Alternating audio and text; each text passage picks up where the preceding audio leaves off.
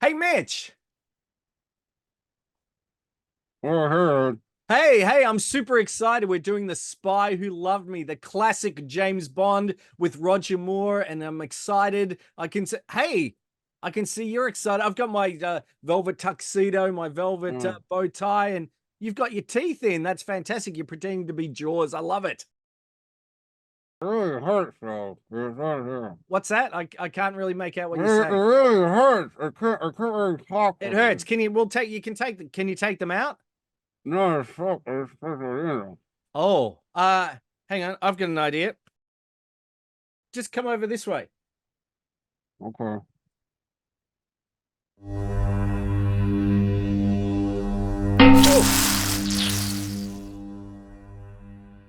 Let's just start the show.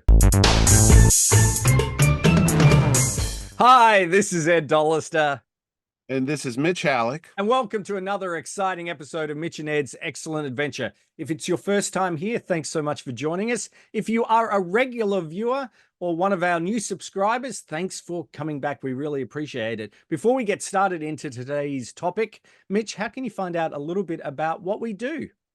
Oh, Ed, it is easy as getting a license to kill and betting some hottie from another country while you all do it in the service of your country. All you got to do is press the button on the bottom, and then when it goes from red to gray, that means you have been subscribed to the Mitch and Ed's Excellent Adventure video podcast, whatever we call this magic thing. And you too will see where Ed and I go next as we look at TV, movies, and more from days gone by. And hit the like button because it makes us all warm and fuzzy.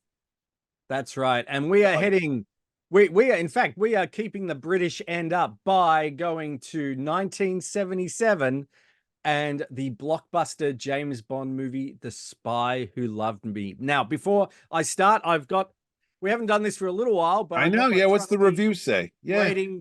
So let's see what it says here. And I'll take my glasses off. The Spy Who Loved Me. British super spy James Bond is back for its 10th action-packed screen adventure, and this one is lavish and sleek indeed. Debonair Moore is enjoyable as Agent 007, who has 1 hour to overcome Karl Stromberg, a villain deluxe, who wants to rule the world by gaining control of the seas. Jurgens is heavy in this thriller.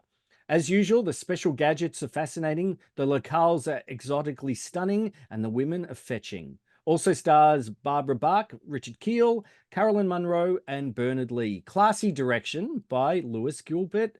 3 stars. Oh, Only 3 stars. out of 4 or 5. Well, I think it's a 4-star. I suppose four Oh. stars isn't too bad. Uh, Because when we think about when this came out, the previous James Bond film, The Man with the Golden Gun, didn't do as well as everyone Yeah. had hoped. It was the second of Roger Moore's James Bond outings, the first being Live and Let Spy. Live and Let Live and let Spy. die. Live and Let Live and Die. let Sorry, die. That's a Live and Let plug for one of Spy your is things. Yeah, mine. no, that's Sorry. Ed's over there promoting his own stuff. Who would do that?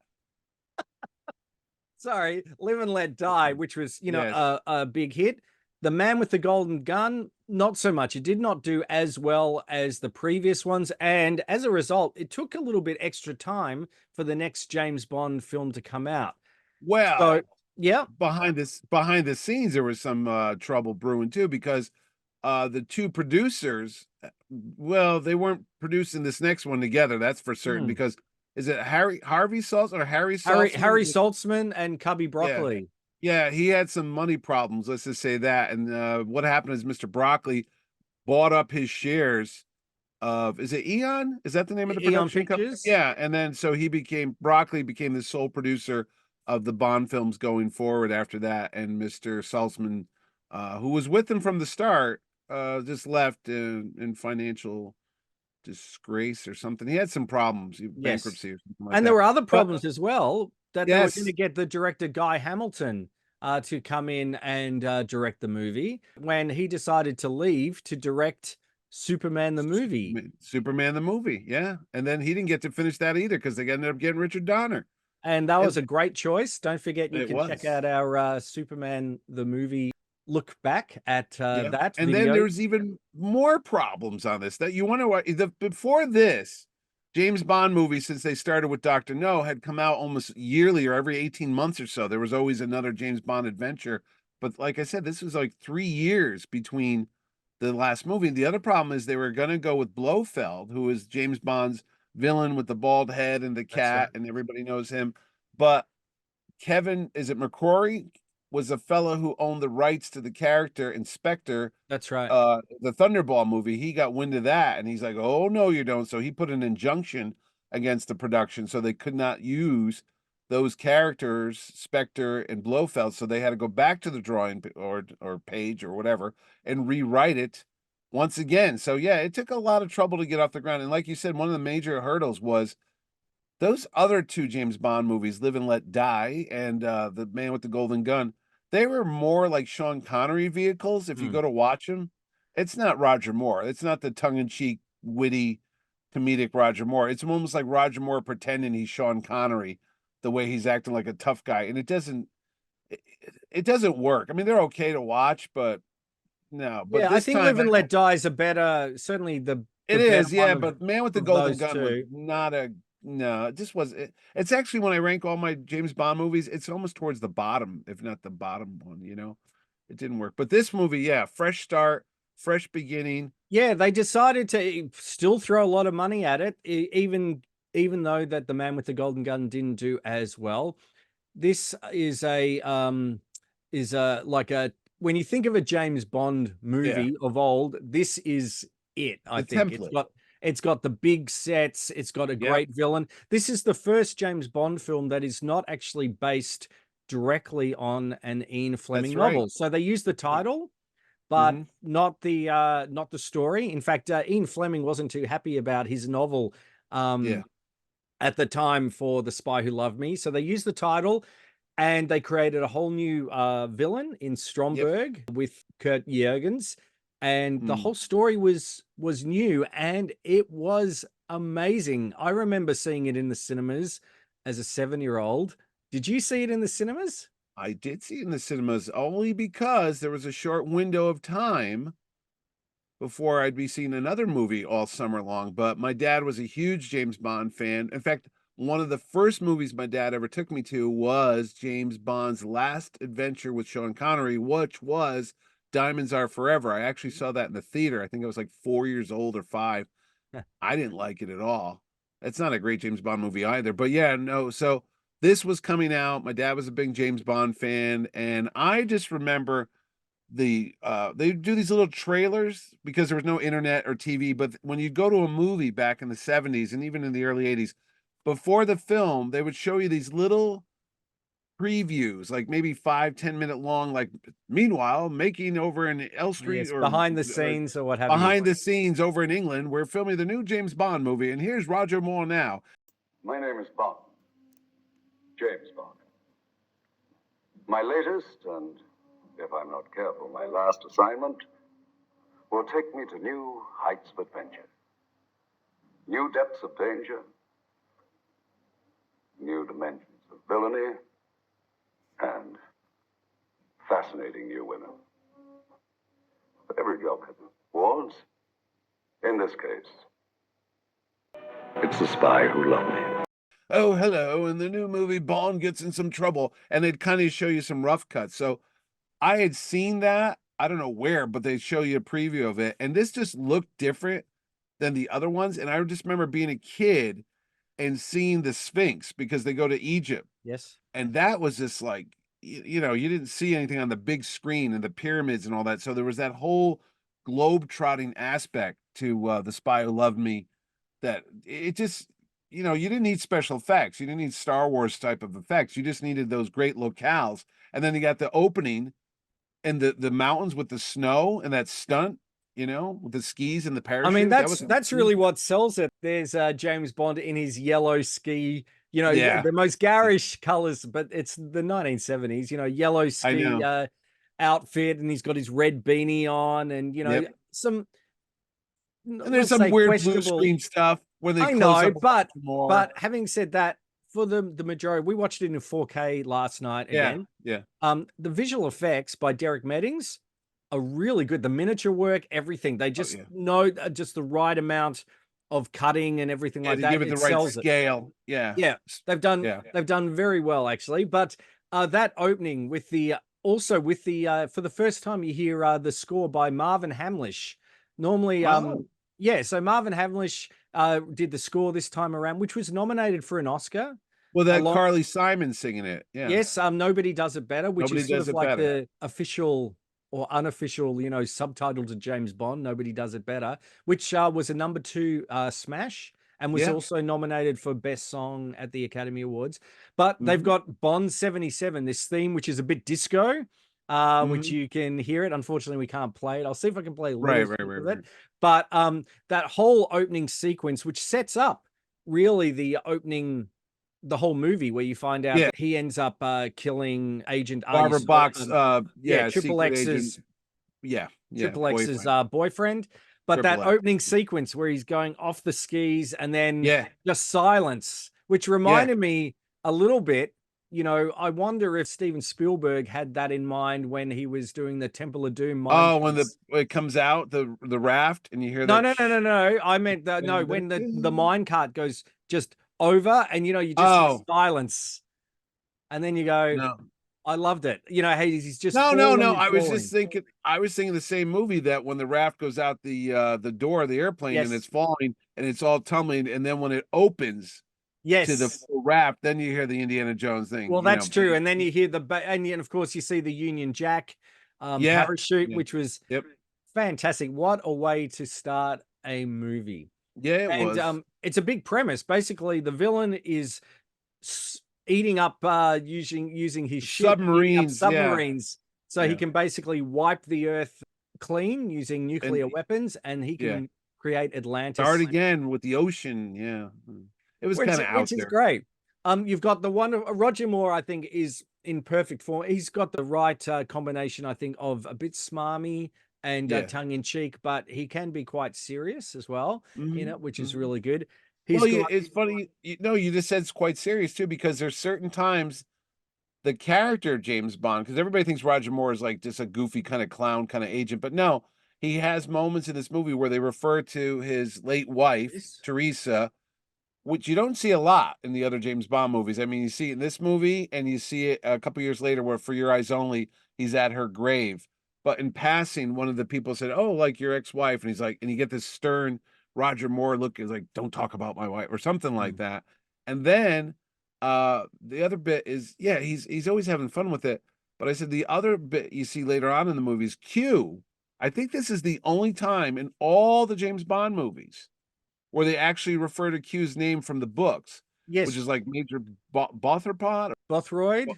She He says says that when they get the yes. car. Yeah, yeah. That's right. But So anyway, I digress. no, So, that's okay. So let's talk about Barbara Bach, who is stunning in this. She actually auditioned for this film just rather late in the day and yeah. just wanted to get in it, and she didn't even realize she was auditioning for Oh, the really? I lead didn't know role. that. Yes. She wasn't with Ringo Starr then, right? No, no, that was a few years later. That was Caveman. Yeah, That's it was a like caveman, and yeah. that's oh my gosh, I forgot about that No, film. That was after this, 1981, Caveman.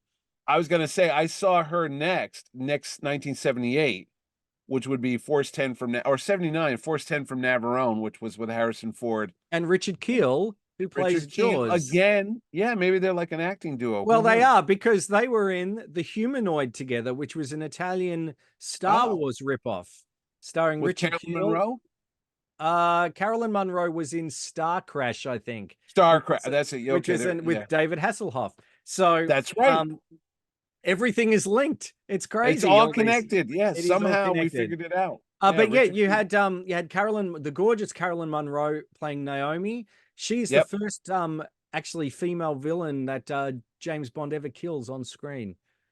Did not know that. There you go. And she was famous from there was a lot of these lamb rum print commercials that she was always in like a wetsuit with the zip down. I'll put a You see, picture up. I never knew what the deal was with her because I always heard the name Carolyn Monroe, and I knew her from a Sinbad movie, like those Ray Yes. Harryhausen films. Yes. But other than that, and then this James Bond, I was like, what's the big deal with her? But she would always be in like the sci-fi magazines in the 70s, like you'd read like Starburst and it'd be like Star Trek and they talk about Space 1999 or Doctor Who, and there's always a thing about Carolyn Her Monroe. and And I'm like, Adrienne Barbeau, I think it was. I you was know, always like, they- is she those- like a big star overseas? Because here you're like, she's not a big deal over here. No. No, well, she was a big deal to me. She was Oh, pretty well, no, cool. I'm just saying she was always in these magazines and sci-fi stuff, but in America, she's not well known for anything else. Yep. You know, one or two Bond movies. So, But yeah, I've got many a Starburst really, magazines where she's always there in the in she one of was the like your one of the Raquel pages. Welch or something. Yeah. She was Yeah. like that I guess. Was that the first time they built that giant 007 stage over in England? It was. That was part of the budget. I think like $1 million of the $1 budget, million. or it was huge. Yeah. They had to build the set for the Yeah. actual tanker, which is quite amazingly. It is huge, and then of course they blow it up at the very end. Oh, But yeah, it was it was- nominated also for, I think it was not production design or whatever they called it back in 1977. It didn't win. I believe Star Wars beat it out, Yeah. but rightly so, Yeah. for production design. But the design aesthetic was amazing. The colors, actually, when you think of the Stromberg's Yeah. henchmen, we're all in red, this sort of coral red and everything like that. The design was really amazing. The locations were great. You mentioned there was Egypt. There's a great shot, actually, which I always have to watch, where you see Jaws heading Yeah. down to one of the pyramids or whatever. Yeah, during he goes to get that show. guy. And Yep, yeah, and then underneath Fakir, it- I think it is, and Yeah. it's actually like a still photograph. Oh, They really? needed to No, put, no, it's just a photograph of him, but you don't notice it because you're looking at Jaws, who's moving. You know, I'll put a screenshot up of it. See, if I I can knew find it. Richard Keel from a Twilight Zone when I was a kid called To Serve Man, where he's an Yes, alien that comes and they feed people and they're going to take humans back and eat them.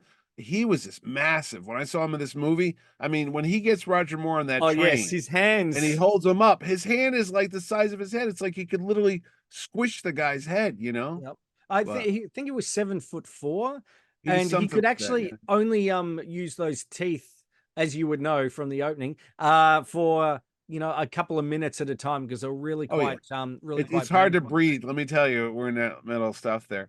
Oh, but real quick, you mentioned the director. You know who was gonna direct it? Speaking of Jaws, who threw his hat in the ring, but they passed on him Steven because he Spielberg. wanted to. Steven Spielberg. That's right. He had just come off of Jaws 1975, and he always wanted to do a James Bond movie, and he was really eager to do it. But Cubby Broccoli, they wouldn't give him as much creative control as he wanted for the movie, so they passed on him.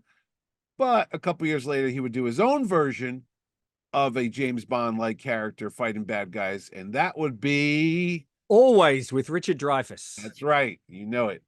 No, it was King Solomon's Mines. With That's Chuck right. Norris. No, but can I quickly say that Go ahead. there's other familiar faces in this film. Shane Rimmer, Yes. who is the voice of Scott Tracy, who you often see in a lot of. Shane Rimmer was in Superman. He was in Superman. He was in Star Wars. He was in. He showed up in Batman Begins with Chris Nolan towards the end. He's on the train. Yeah, when he's Liam Neeson he's in a lot of things. My good friend Kevin McNally, who is Mr. Gibbs from Pirates of the Caribbean, He's in is in this? this movie. really where? He's one of the crewmen on the very first submarine. You know who else is one of the crewmen in this movie? Boba Fett. Yes, Jeremy Bullock. Jeremy That's Bullock's right. He's in got a it. speaking role. I think is Wedge in this too? No, Garrett but Hogan. I think Biggs. I thought who is Red Leader? Oh, Angus McGuinness. Is Angus Man? Well, I can't look. I can There's tell a you lot of Star Wars background guys in this there movie. is. Yeah. Vernon Dobchev, who we would know, and I always say this because he was in, I think, Condor Man as well, because these Hmm. were made around all that same time. He was the butler at the Oh, in Last Crusade. looking Yeah. at the tapestries. He's And the then he owns the Gogol. nightclub. Gogol, who becomes the Russian guy who shows up in other James. He's like their version of M. Yes. Yeah, he shows up in some later Bond movies with Roger Moore. I think wasn't he an Octopussy or one of the other ones? I think he did continue on. And the other one who I immediately go, I know this guy. Peter Whitman is one of the people in one of those crewmen, but I suppose like a featured crewman. I'm going, where do I know that guy from? And he is Dwayne from Superman 2. So in the sheriff, there's the sheriff and Dwayne Oh yeah, in that yeah, small yeah, town. yeah. So I'm Yeah. going, there he I'm is. gonna try the fish. Well, Dwayne, Yeah. I thought you were gonna say it was Dwayne from What's Happening. I'm like, no, not no. Dwayne from What's Happening. Hey, Commander Bond. So it was a big hit. It was a big hit. It was the biggest James Bond hit at that time. It made about $185 million. It would have made a lot more money, I think, that summer, except a couple weeks later, after this came out in May here in the United States. I don't know when it came out in Australia. December. It was around Christmas. Oh no, here it came out in May. And then a certain Star Wars movie came out at the end of the month, and that was all she wrote. It was off to the races. Well, speaking of Star Wars, so at the end of the film, you watch the titles, and there and it says James Bond will return in For Your Eyes Only. Only that's not what happened. No, because of Star Wars, Moonraker came to be, and that eclipsed the box office of this one, The Spy Who Loved Me. So I think they made over $200 million. And they brought back Jaws, which is the first time any villain ever came back because he was so popular with the kiddies. They brought him back in Moonraker. Well, in fact, they were going to kill him off. So what they did is they had to film an extra scene where you see him swimming off and swimming away. Surviving, which I think was he was quite the henchman, I think, and one of the iconic ones up there. Oh yeah, when you think of him, like Odd Job, Jaws, who else? Who are those two? I mean, the two guys from Mr. Whatever and Mr. Brown and Mr. Whatever. That's Crispin Glover's dad. Well, that explains a lot. Crispin Glover's dad is one of the skinnier one. Yeah, there you go. Marty McFly's dad was the one of the guy from Diamonds Are Forever. That's which one you're. That's it. About. Yeah. So it was a huge hit, and of course we talk about merchandise as well. Yeah. I had the car. Okay. The Lotus. Oh, I had the Lotus Esprit. Yeah. We should talk about the Lotus Esprit, which actually was interesting story was that they wanted to usually people court the James Bond people to say, please be in my can we have my Amiga watch? Yeah, usually he has the Aston Martin is his trademark car. Yeah. So what the people at Lotus Esprit did, or at Lotus, what they did is they knew this car. This was a prototype car about to come out. They parked it outside the James Bond offices. They took off all the like the insignias and everything like that. And when they went to leave, people went to say, what's this car? What is this car? They drove off. And then it wasn't too far after that Cubby Broccoli basically was on the phone going, we want to use that car. Yeah. And it is quite an iconic scene, especially I love the great car chase with the helicopter and Naomi, but that wonderful scene where you've got the helicopter and then the Lotus Esprit diving off the pier, the jetty or whatever, and into the water, and then it turns into that wonderful submarine car. And then of course we get that really cool at the end. Once that all happens, it drives up and you get the guy doing the double take with the wine. And he drops the fish out, which is a bit of a recurring joke. I used to have that. I could not find where. Oh, I had that. And what did I do with it? I used to throw it in the bathtub because it was like, it went underwater. So it probably rusted from that. Yes. But no, I had the little, I guess it was Corgi or it was Corgi. Yeah, they made quite a little few. Die cast. Yeah. They made a larger one, which actually could shoot out missiles like it did in the movie and everything like that. There was a couple of sets that they had where it came with the helicopter, the car, even. You know what? Yep. No, I was going to say the other model. I don't know if they ever made the model, but the bad guy's water layer always reminds me of the Legion of Doom on the Super Friends. Big something that comes out of the swamp. It's like, it looks like Darth Vader's head, but it also looks like this as well. Yes. So I don't know if they ever made that. They did make a model of that. They did like some Airfix did some model kits of like Moonraker and things like that, but not of that. And they did the novel, which I cannot find. I thought I went to grab it and was wait, there's an adaptation of the movie, not the Oh, because I had all the original James Bond. Somewhere I still have them all by Ian Fleming. And you're right. The story is actually told from a woman's point of view about how Bond comes in and he goes to assassinate somebody. It's nothing like this movie whatsoever. That's But right. I didn't So realize in fact, they made another version. yeah. So Ian Fleming said, "I don't want anything. I don't want this to be published." He was a bit Yeah. embarrassed by that story until after his death. So this was James Bond in The Spy Who Loved Me, the novel. So Yeah. you can get that. I've got here the cassette I do have of Oh, look the at you. yeah, of the Soundtrack. soundtrack. And of course, later on, there was a series of magazine. You could get them at the newsagent, where the magazine would come out and they'd come out with a Bond car in a little really? remember you could get the Star Wars spaceships. Oh that were yeah, I pretty have them bad? over there from like Eagle Moss when they Yes. get the Star Wars diecast guys with the So magazine. they did that with the Yeah. James Bond movies, and they did the cars they did like about 3 from each.